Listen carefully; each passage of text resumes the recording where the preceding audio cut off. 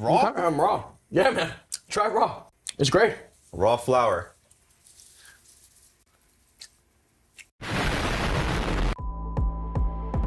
Yo, what's up, everybody? It's been way too long, but we're back again.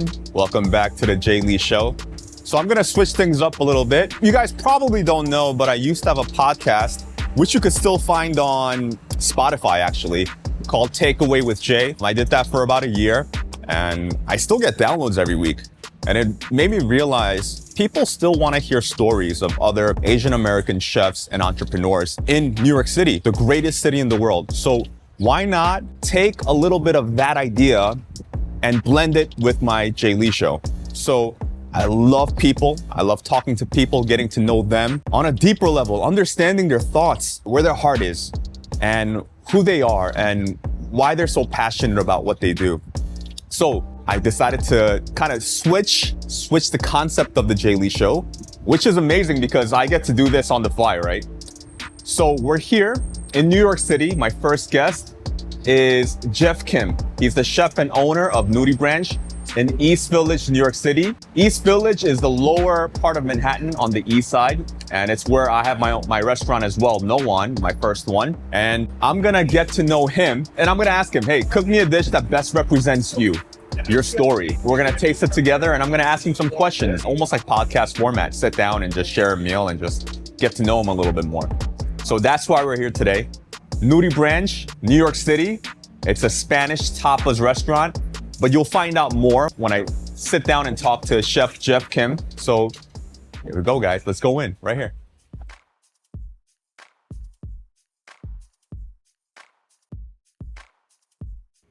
What's going on? All right, I'm in the kitchen of Nudibranch. This is Jeff Kim, Hi, chef guys. and owner. He's gonna cook us a dish. So tell us what you got going on. So I've never done this before. It's gonna be great. Kind of goes into like what I think our creative process here is at Nudie. We have some awesome slab bacon from East Village Meat Market, and we're gonna do hand-rolled cavatelli with like a jajang black bean sauce. Wow, that Yeah. sounds delicious. Have you made this dish before? Or I've never made this dish before. I think I was saying a little bit earlier, I got on this like super rabbit hole of hand-rolled pasta. And I don't know, I've never worked in an Italian restaurant. It's something that was still new. It kind of like sparked that creativity again. And we spontaneously bought a cavatelli roller online on Amazon. And we just started rolling pasta, and it became a lot of fun. And then it became this like vehicle for all these different things. And so we always mess around on like trying to think about like different pop-ups. And so maybe this summer we're gonna do like a pasta pop-up with like crazy different Asian flavors, and we're gonna figure this out. So I'm gonna dice up some slab bacon. You got things like ginger, garlic, I think some cilantro I'll throw in there. And so as I was saying before, like I had never worked in an Italian restaurant before, and you know how it goes where like you're kind of surrounded by all this food, and you kind of lose some of the spark. Not soul sucking a little bit, but just, you just kind of forget, or you just kind of get lost in the sauce. And pasta was one of those things where it's like, we haven't been ruined by maybe seeing pasta every single day. And I love eating pasta, so Yeah. it's just one of those things.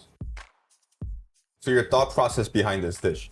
The thought process was margins on pasta are pretty damn good. Yeah, okay. All right, that's the business side? That's the business side. All right. But then, I don't know, I grew up on Long Island. I know we're from Long Island, right? Yeah, and so it's like Italian American food is like, it's just as comforting to me as like any Korean dish. Right. There's so many good memories with like red sauce Italian joints and neighborhood spots where it just feels really good. Yeah. And so part of it is like, what makes you happy? How do you want to spread that happiness? And pasta is one of those things. Yeah. Everybody loves pasta. Some of the best restaurants in New York City, like they serve pasta. Like some of my favorite spots going out, like we go out and have a great pasta dish. Yeah. And like I said, it becomes this kind of vehicle for anything. It's like rice, it's a starch. Like any like noodles, like we can, you can just kind of throw it all together and like kind of bend all the rules. And there's always pasta like once a week for family meal and things like that. So we're just kind of playing around. We're gonna throw some bacon, render out some of this fat.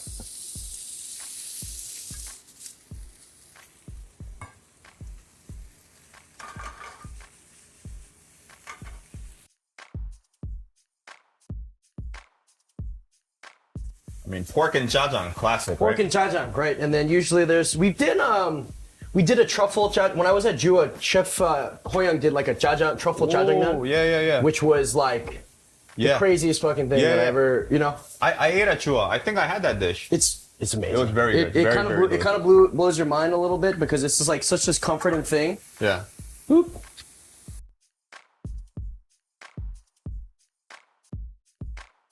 It already smells delicious. Thanks, man. But I know even like similarly, like rice cakes you guys do at No One. It's kind of again this vehicle Exactly. for any sauce, and like the chopped cheese, it's fucking great. Yeah. It's so good.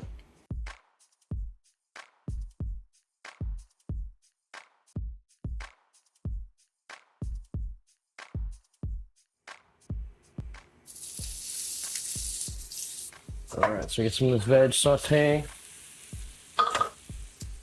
Some butter. Fermented black bean paste, chungjang.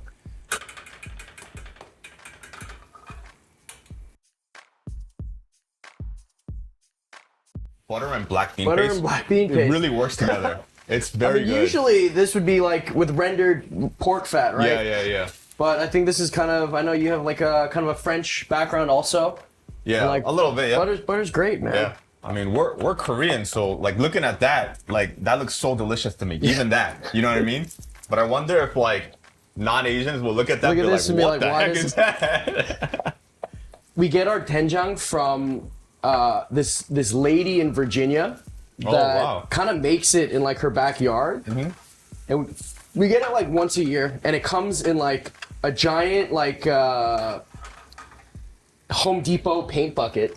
Oh. And it comes in like this 10-pound thing, and you look at it, and it literally just looks like it smells gross. Yeah. And when cooks like we get new cooks in that have never seen that much doenjang before, Yeah. it's kind of off-putting. Yeah, they're like, what is that? And I'm It like, smells for us bad. it looks great. Yeah, and I'm yeah, like, yeah. holy shit. It's like, Like this in another perfect. yeah. They're like, chef, do we need to throw this out? Yeah. I'm like, no, we're good.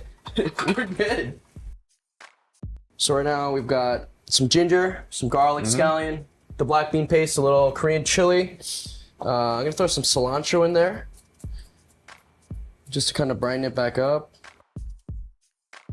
With some lemon juice. Nice. And then that's gonna be kind of the base of our sauce. A little soy. It's a lot of salty things going on in there, a lot of umami, so maybe cutting it with a little bit of honey. Nice, okay. Let those flavors get to know each other. And let's roll out some pasta. Have you worked with pasta before?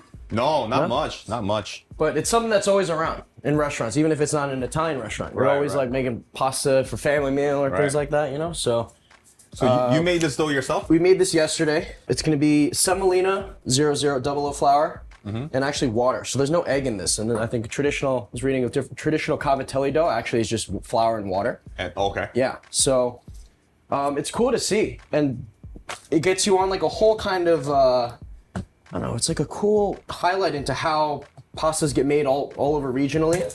I think it's super similar to noodles, you know? We do gnocchi here at the restaurant, which is great. And people seem to they love that. Yeah. That looks like you're rolling out gnocchi almost, right? Rolling out gnocchi, only rolling out noodles. What we do with the gnocchi is we use potato starch instead of AP flour.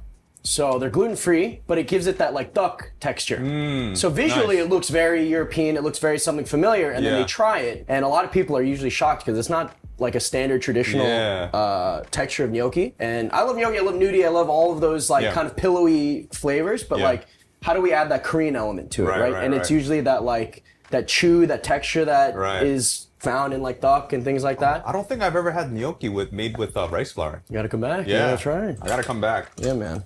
So funny. We bought this thing and none of our tables actually can fit it. So we had to find a way to hook it up, and this cutting board seems to work out just great.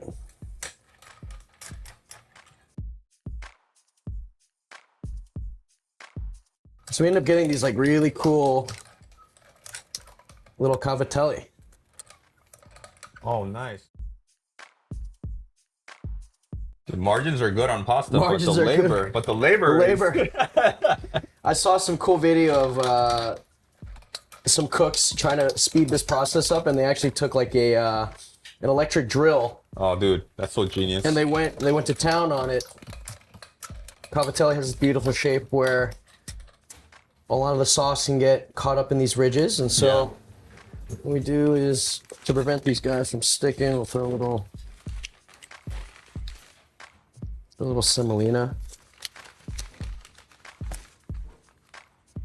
And again, I don't know. I'm sure there's some Italian grandmother rolling in her grave right now on whether or not this is the correct way or the right way or the wrong way, but a lot of the research we've done, I think it's about taking kind of these basic ingredients and then kind of making them your own. And I think you go around Italy, you go around Korea, everyone has their version of what noodles are going to be. And it's about kind of like just using the resources you have and the flavors that you're given and kind of making it your own. And so this is kind of the fun part of it. You know, my favorite thing I've heard is it's like, it may not be traditional, but it's authentic. Right. You know? Right. And what's great about this is that this actually cooks up really quick. How quick? I think, I mean, it's just as long as they float to the top, and these are fun. You can kind of have them Raw? You kind of have them raw. Yeah, man. Try it raw. It's great. Raw flour. They're kind of nice, right? Actually, that's nice. Right? Yeah. It's not bad. I don't know, scientifically, raw flour, you may not be able to digest, but if you have strong stomachs, you might be able to. One a day, you can train yourself. It's like, what is it? If you have like snake venom, a little bit of snake venom every single day, you'll train your body. All right, so what are we doing here? Let's put this bacon back. Is the water salted? The water is not salted. I know that's also maybe sacrilegious, but I think there's so much sodium, there's so much umami in the sauce that I know it goes back and forth. I've read some people salt their water, some people don't salt their water. I think for fresh pasta, it'd be okay. Bro, I love the butane to the... Yeah. I love it. It makes them even more authentic. Yeah. And we're always joking, not even joking around, but then like we're talking about like how great would this be in like a wok with that wok flavor. Yeah. And so, I mean, the way you had the pan ripping hot with the bacon, almost like gave it that effect. Kind of gave it that little wok. So these are coming up. So these are the little cavatellis are floating, and they're almost done. Yeah, already. They're almost done. And I don't know. We started with cavatelli, but I think subconsciously it like reminded me of sujebi. Which is kind of, Korean hand pulled noodles, and it's kind of the same effect. And that's kind of what the texture reminded me of also. So these are basically putting some of the pasta in. I'm letting some of that starchy pasta water.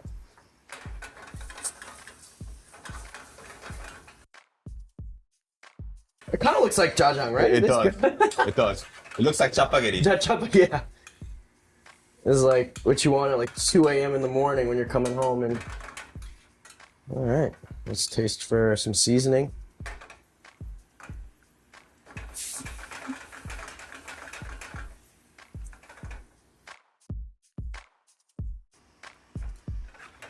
It's pretty good. That looks delicious. All right, now let's plate it up.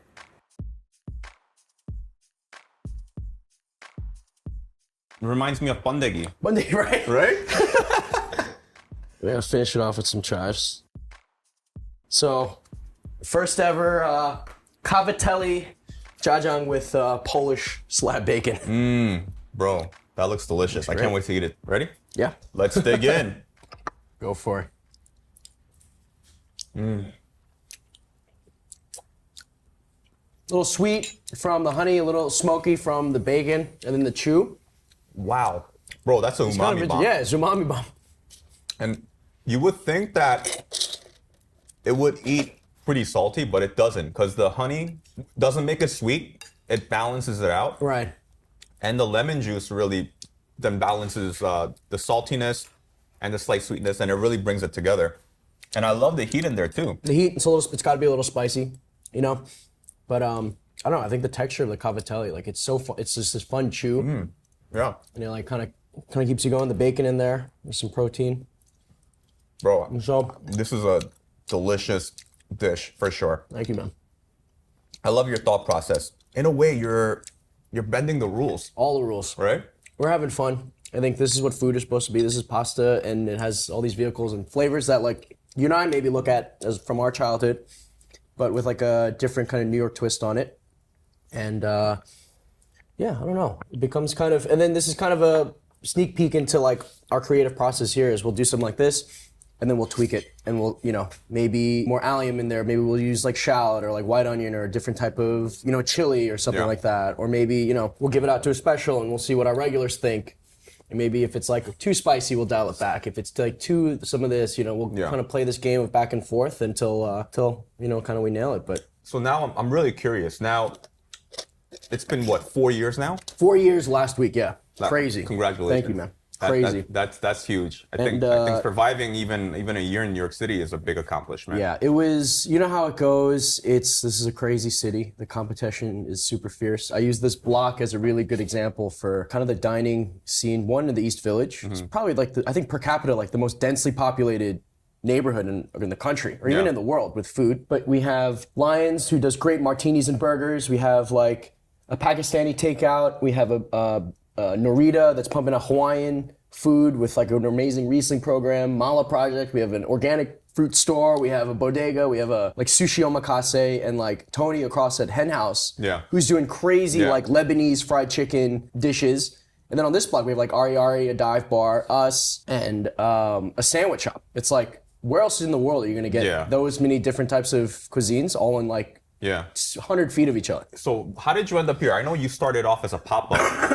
And I think your story is very interesting. So tell us how you went from pop-up to permanent. We converted a noodle shop across the street, actually.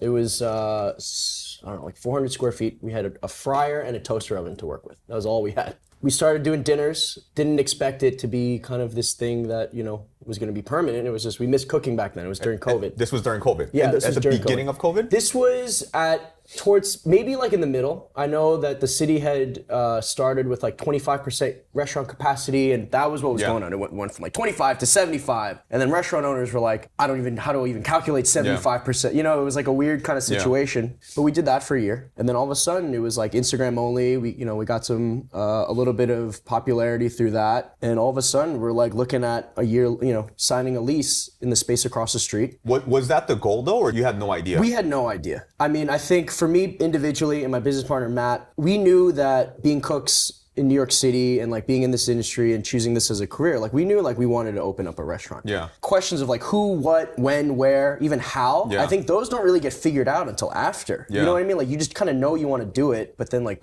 you don't really know. And I figured a lot of the chefs and a lot of the people that I looked up to back then, a lot of their start came in like 2004, 2005, 2006. You look at like what David Chang did at Momofuku, even Wiley Dufresne, even the Daniel Hume, like Will Guidara era at 11 Madison Park. A lot of these things happened in a post 9/11 New York. And so I drew some similarity. I was like, all right, obviously the COVID, this is a really shit situation for everybody, but you can't bet against New York. You know, I know people had left the city. I know people were freaking out. Oh, is it ever going to be back? And so for young business owners, first time doing it, I was like, you know what, we might not get a better shot at this ever. You know, statistically opening up a restaurant is insanely difficult. Wow, so that was your thought process? That was my thought process. So when everyone was freaking out, I was like, this may be the best chance to ever do this. You know what I mean? Because landlords were freaking out. Nobody knew. And I remember reading, Danny Meyer, the GOAT, right? Setting the table. One of his things was being a restaurant is one of the most statistically difficult things to do. But what added to his success with Union Square Hospitality way back when was, you know, maybe doing it in an underdeveloped area, which was 14th Street back at the time. And from what I heard, I wasn't there, but like no one would go below 23rd Street in New York City. It was a crazy place. It was a different time. But he was so bullish on, you have to take care of your neighborhood first, right? How can you impact a lot of people if you don't impact the neighborhood first? And that's something that you at No One have done really, really well. It was like, okay, maybe like a lot of these restaurants unfortunately were closing down, but it's like, wow, we get a chance to maybe like open up in, you know, St. Mark's again or in the East Village and kind of help bring back that dining scene. You know, it's like kind of how we can be a part of it. And so that's how I looked at it. So looking back, it seems kind of crazy. You know what I mean? It doesn't seem like a real story. Like, it feels like when I think back to during COVID days, I'm like, what? Like, how did this even all happen? Yeah. How am I here today with, these restaurants? So, Yeah. so when you started your pop-up, how long did you do your pop-up We for? did it for almost like a year. So the out of that noodle shop, it was 2 months. Okay. And we did it through Instagram, and people started reaching out out east on Long Island. So we did like a dinner out there. Oh, wow. We did one in Brooklyn at this great place called Hunky Dory back then, I think it was in Crown Heights. And then we actually went up to Boston and Vermont because I had a friend of a friend that has a really great butcher shop up there. And so we collabed and we did it for a year, and it was kind of just like testing the waters. And all of those pop-ups were different. Like one was like a Hawaiian luau, one was just like a street like fair. Wow, we did yeah. the Boston one. We collabed with this amazing Peruvian restaurant Celeste. This lovely couple, Juanma and Maria. They're fucking awesome. We did a July 4th pop-up, and we did like beef heart, Korean marinated anticuchos. Dude, I don't even know what that is. What's anticuchos? Anticuchos is like Peruvian street food. Okay. And it's usually like grilled beef heart with like with Peruvian chili paste. Okay. And so we kind of like fused those different flavors together. Wow. And so we marinated beef hearts in like kalbi marinade.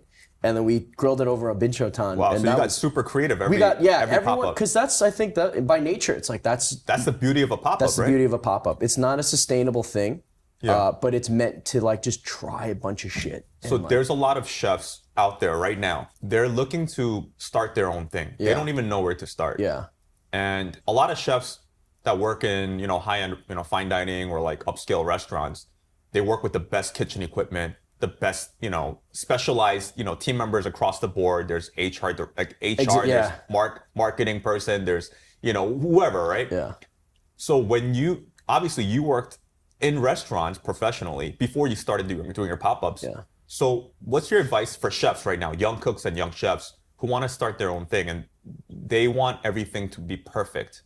Like, what's your advice to them? Yeah, my advice is just be agile. Things will happen all the time. Shit will hit the fan. Be moldable, be coachable. I grew up playing sports a lot, and that was what a lot of like baseball coaches would say is like, hey, like you can have this raw interest and this raw passion, but you also have to allow yourself to be coachable. Like if you're super young and the cooking, it's a marathon. You're going to see a bunch of different things. So I think just being moldable, being coachable, being in restaurants that obviously do things the right way, but also kind of give you that freedom to figure it out. It's not going to be a one-size-fits-all approach. Because even for us, we're still learning every day. Like pasta, it was like I've never touched pasta before in my life, and like you know what? Let's figure it out. So you went from being a chef to now a chef and owner operating restaurants. That's very different. So what's the first lesson you learned when you opened Nudibranch? Was we messed up. We made all the mistakes. Yeah. Payroll mistakes, like ordering, the cadence of how we ordered, management, like just training, all of that. And so what was crazy was the pop-up allowed us to obviously test food, but it is night and day. We were vastly unprepared. Kind of a pretty dark moment in my life when we opened. Like it was exciting, it was electric, but there were so many things that we didn't know, whether that even like social media marketing, website design, payroll, accounting, like, we knew how to deal with sauces, we know how to make food, but like that, no one's teaching you that in restaurants. And COVID was one of those, it was a catalyst. Like it was great that we were able to, secure a space, but it also sped up the process immensely. Me and Matt, we had never held a position higher than line cook in a restaurant. So not only are we like running kitchens and running for the first time, we're also running a space for the first time. Yeah. So everything was completely new.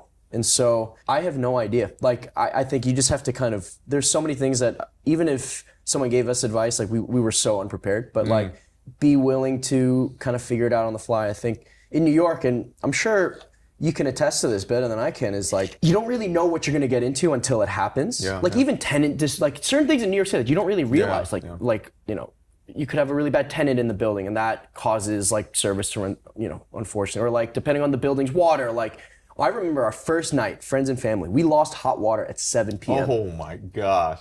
Because we just didn't know, like I guess our dish pit was using too much of the hot water, and then we learned after that we had to get like a separate water heater. Oh my god. But like no one's gonna, that was the last thing we thought was gonna happen. So amidst all of trying to run service, all of a sudden like my porter's like, yeah, we don't have any hot water anymore. So we're like, holy, should we go into crisis response? We ended up just like putting tons of hot water up on the stove and then just funneling it back into the machine. Oh And so in God. addition to like cooking food, making sure service is like figuring that out, we had to deal with that. So I don't know. I think just be agile, know that like shit will hit the fan. Yeah. And you're just gonna over time build kind of the tough skin and like the restaurant EQ and like things are just, you're just gonna see stuff happening over and over again that you're gonna be able to fix a little better. Yeah. So I don't know if that's advice, but buckle up and have fun. And it's the truth. I think we share the same sentiment. It's like, I tell my management all the time. It's like, dude, I've never opened up a restaurant. Like when I first opened no one, it was my first time and I had to figure it out. I'm a dad for the first time and you figure it out. Everyone goes through life for the first time. Right. All of us. So we have to take it and learn as we go. Right. Nothing's going to go perfect. And so we just have to have faith and patience and have the will. And as long as you're humble enough to continue to learn, make mistakes and learn, that's the best way forward. Right. And I think, you having Bushwick now in Boston, it's like it's the first time having three restaurants. First time. You know what I mean? And so people always ask, like, does it get easier? Does it get harder? It's like, it's just different. Yeah. Maybe you're seeing it maybe a little wiser, like when problems happen, you've kind of seen them a little bit, or you've seen something similar and you know how to maybe avoid it. Yeah. But I think there's always going to be something that pops up. Exactly. That's exactly it. So now 4 years, dude, that's huge. So now what's a lesson you learned recently that you're like, wow, like now what I know now, this lesson I learned really took me to the next level? Yeah, I think letting go. Letting go is something that I've been focusing on this past year. There's a difference between letting go and carelessness. Yeah. Right? I think that's not even just restaurant. Opening up a restaurant will teach you a lot about life and in general. Yeah. But letting go and having and getting out of your own way. I think there's certain things that in the beginning when you're young, and even I'm still young, but you want to have control. You want to have your hands dipped in everything. But that actually isn't really, it's ego, it's self-serving. It has nothing really to do with, anything other than just kind of self-gratifying, right? Yeah. But I think letting go and knowing that like everything usually ends up. All right, give us a specific example. What did you let go of recently? That was difficult to do, but you knew you had to. So we had some miscommunication with a private party on this past week, and we had them in like our private dining room, but they started adding people and they couldn't fit in there. So I said, hey, we'd love to give you the dining room space. And you kind of communicated that, it wouldn't be a full buyout, but I think they came in thinking that it would be like a buyout. And when guests started coming in, they were a little shocked. And I think it was just one of those miscommunication things. I think when we had opened, I would have maybe like tensed up or like freaked out a little bit, but everything ended up being fine. They had a great time. They were very grateful for the space and things like that. But it was in the moment of just like, you know what, like there's nothing we could have done. Like things were communicated and how they received it was a little different maybe. And so that's definitely something recent, but it happens every day. Like we get shorted on certain product or like it doesn't deliver. Like we had like grapefruit on our hamachi dish and our purveyor was they shorted us grapefruit. So we're like, all right, let's switch and we'll use cara orange instead, without having it be fixated on this is going to, it has to have this citrus. Yeah. It's like we twist and adapt and, but things like that. And maybe we had an issue where one of our purveyors dropped fryer oil, 35 pounds of fryer oil in our walk-in. It spilled everywhere. It was a goddamn mess. And we called our purveyor. It's like, hey, you guys just delivered. He was so sorry about it. And we had to move everything out of our walk-in. It was clean. And I'm like, you know what? This was gonna happen. Like at a certain point, things will happen. In my mind, the way I looked at it was like, thank God it's like 31 degrees outside. Yeah. Because if this was in the peak of summer, we're now dealing with an open walk-in and food spoilage. Yeah. Like it's actually colder outside than it is in our walk-in right now. So while we're cleaning, I'm like, you know what? There's a reason why this happened. Maybe, and thank God it happened now when it was like 31 degrees. So it's like letting go immediately of like that frustration and being like, you know what? Things are gonna happen statistically. Law of averages, like something's gonna happen. I'm glad it happened now versus, 3 months from now when it's like 90 degrees. I love that. So, I love that. Yeah, it's kind of like in the moment because like, what can you do about it? You kind of just look at it. You're like, kind of laugh at it, like, isn't this hilarious? And I'm like, well, thank God. We had like fish and proteins, right? Yeah. I'm like, you know what? Isn't it funny that it's colder outside than it is in our walk-in? So that was, like, I guess, a good example of letting go. Yeah, those are great examples. So now, 4 years in, now this is every chef, every cook's dream, right? Opening up a restaurant in New York City. Yeah. Probably for maybe most people. Yeah.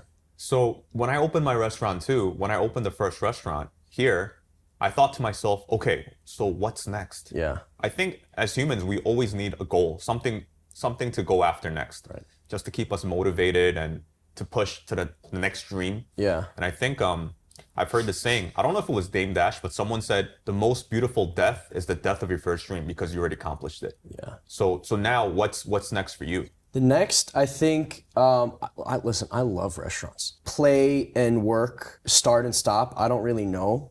And I'm having a lot of fun with that. It comes with an immense amount of stress. It comes with an immense amount of responsibility because it still feels great and it still feels, like I want to feed people. I want to feed as many people as I can. So the next would be like scaling, would be, let's see how many places we can open or different concepts. It's like, hey, like, we do, kind of Korean Spanish here, but wouldn't this be fun with different, like, spin-off? Like, I wonder if that would work.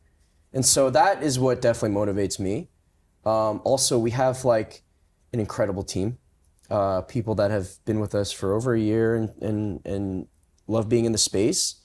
How do I, like, retain that? How do we keep really good people in? And a lot of that has to do with providing them with maybe another space or another opportunity so that they can grow as well. So that's what internally is motivating right now is, how do we, keep good people? You always want to be surrounded by good people, right? So how do we keep being surrounded by good people? How do we keep feeding people? And you do that by just kind of, scaling, opening things up, different concepts. And I think what's great being in New York City is that, like, anything is possible if you kind of, not will it, but if you believe it. The dining scene here is they're very open to different things and different styles of food, and so you can have a crazy concept and it might work. That's what's very special about New York City, don't you think? Right, it's a beautiful thing. Like, it's the greatest city in the world, man. The craziest concept, it can work. It might work. Yeah. There was a concept, and only in New York, right? Where up the block, I mean, unfortunately it closed, and you never like to see businesses close, but it was like it was an ice cream shop. You don't get to pick your flavor.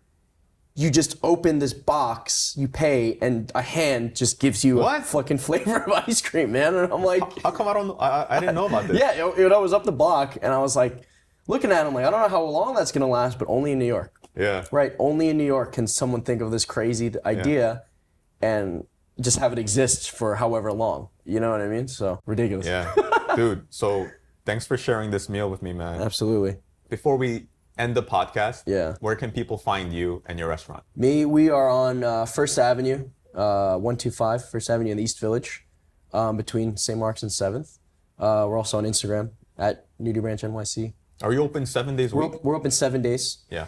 And that, again, was a goal that we've had since day one. And we did that maybe starting this year. Oh, nice. Yeah, we went from 5 to 6 to 7. And so it's just kind of being open and keeping the train moving along. And are you open for brunches as well? No, just dinner. Just dinner? We did a brunch pop-up. We tried it. Because everybody loves brunch, working brunch. And it's like, the best service on the planet, right? We're itching to do brunch. No.